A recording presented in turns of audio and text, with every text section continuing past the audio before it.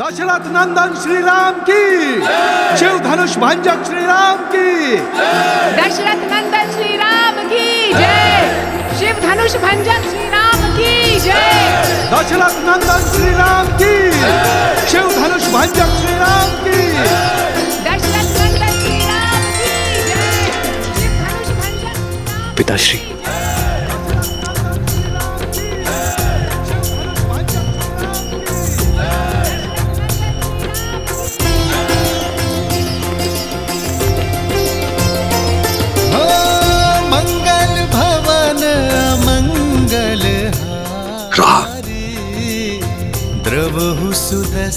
अयोध्या से जब विदा ली थी तो पुत्र तुम दशरथ नंदन थे,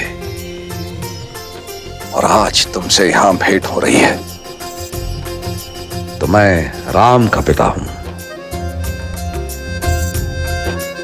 इतने कम दिनों में मेरा पुत्र इतना बड़ा हो गया।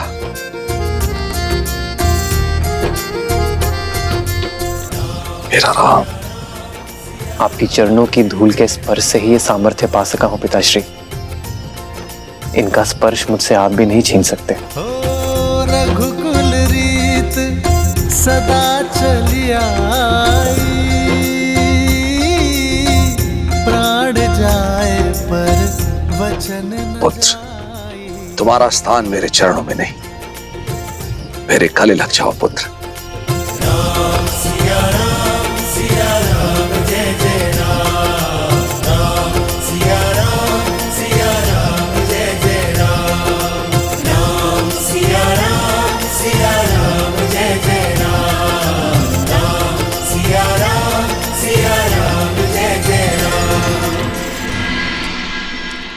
प्रणाम पिताश्री। पुत्र लक्ष्मण, आयुष्मान बाबा।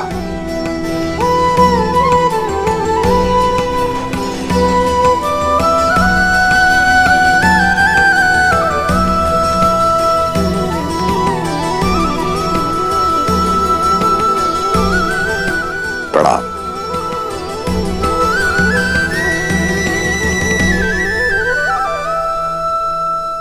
भूलोक पर कोई माया या दिव्य प्रदर्शन नहीं, अन्यथा हमारा भांडा फूट जाएगा और मेरा भोग छूट जाएगा। अब वेश परिवर्तन करें।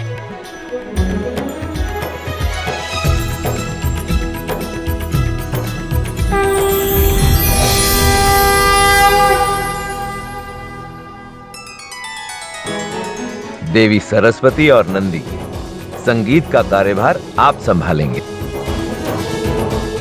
मैं वायुदेव, मैं विवाह का पंडाल बनाऊंगा। मैं अग्निदेव और मैं स्वादिष्ट भोजन का प्रबंध करूंगा। और मैं आपका सहायक बन जाता हूँ। भोजन जाएगा तो रसोई घर से बन के ही ना। उचित है, मैं इस समूह का मुखिया बनूं, त्रिलोकदर्शी साधु। और मैं आपकी सेविका।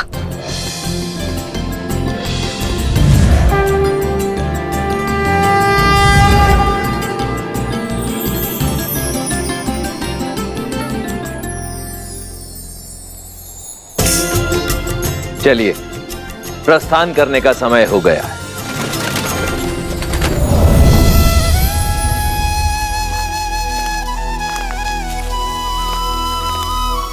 प्रभु, हम तो आपके ही पधारने की प्रतीक्षा में थे।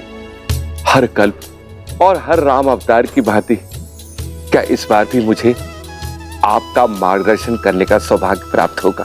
काकभूषण देव, आपको यह प्रश्न पूछने की कोई आवश्यकता ही नहीं, क्योंकि जो स्वयं मेरे प्रभु श्री राम की कई जीवन लीलाओं का साक्षी बना, उनसे अच्छा मेरा मार्गदर्शन भला और कौन कर सकता है?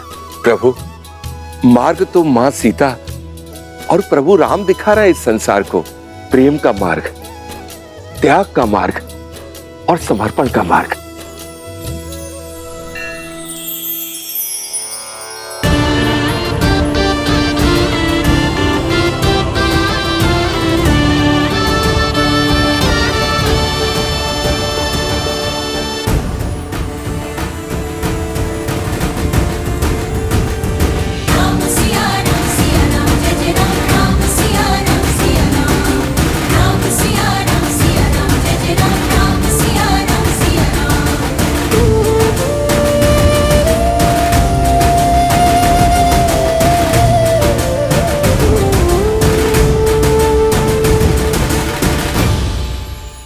अयोध्यापति महाराज दशरथ, यह है मेरी पुत्री सीता। प्रणाम पिताश्री। सदा सौभाग्यवती भवा। और क्या आशीर्वाद दूं तुम्हें पुत्री। रूपशील हो, गुणवती हो, और सात्विकता तो तुम्हारे मुख पर है ही। अपने तेज से अपनी अयोध्या को सदैव दमकाती रहना पुत्री।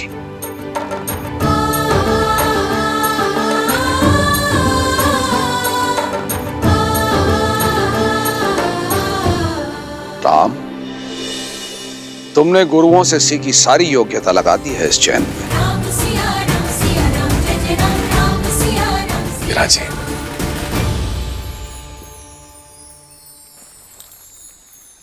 अयोध्यापति, अब मैं अपने परिवार से आपकी भेंट कराता हूं। सीता की माता से तो मिल ही चुके हैं आप। प्रणाम।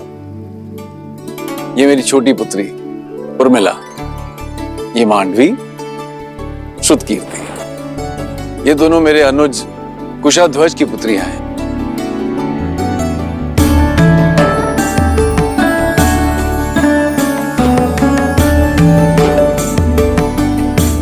महाराज, यदि आपको कोई आपत्ति न हो तो क्या मैं आपसे एक प्रश्न पूछ सकता हूं? आचार्य, आप श्री राम के गुरु हैं, आपको अनुमति की आवश्यकता नहीं है। पूछिए, क्या पूछना चाहते हैं आप? महाराज, आपके कुल की पुत्रियां अनुपम तेज युक्त है, किंतु आपको कभी पुत्र प्राप्ति की इच्छा नहीं है?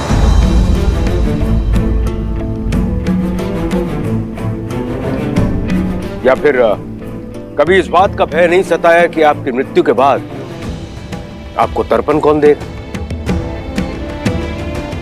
या फिर आपके लिए स्वर्ग का मार्ग कौन बनाएगा?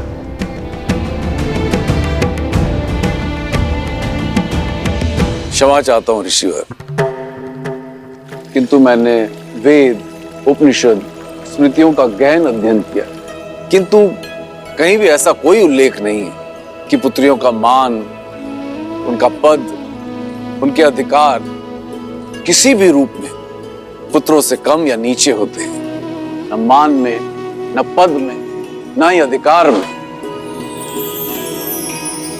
मेरी पुत्री सीता ने केवल मुझे ही नहीं अपितु मिथिला को भी एक नया जीवन दिया। बंजर भूमि में अमृत की बूंद बनकर उभरी मेरी पुत्री सीता। जिस पुत्री ने मिथिला को नरक से बचाया, उस पुत्री के होते मुझे स्वर्ग की क्या चिंता ऋषिवर।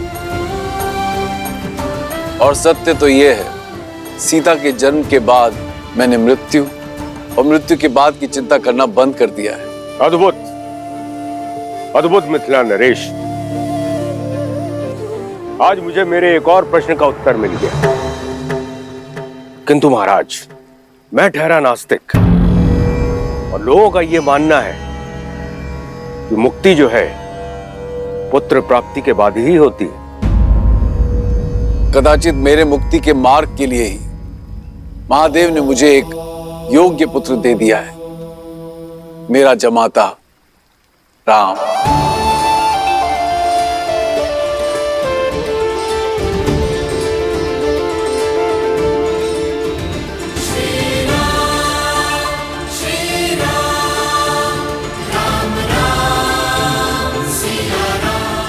उचित कहा राजर्षि जनक, विवाह संबंध वर वधु के बीच ही नहीं, दो परिवार के बीच जुड़ता है।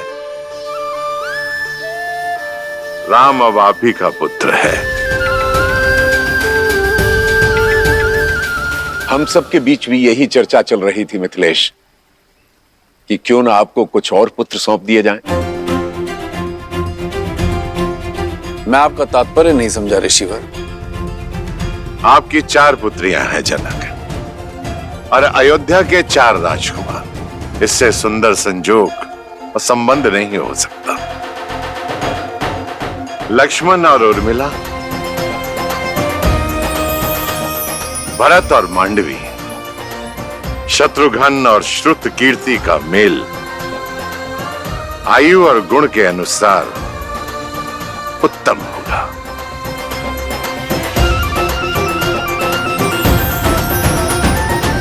आपका क्या विचार है इस विषय में अयोध्यापति?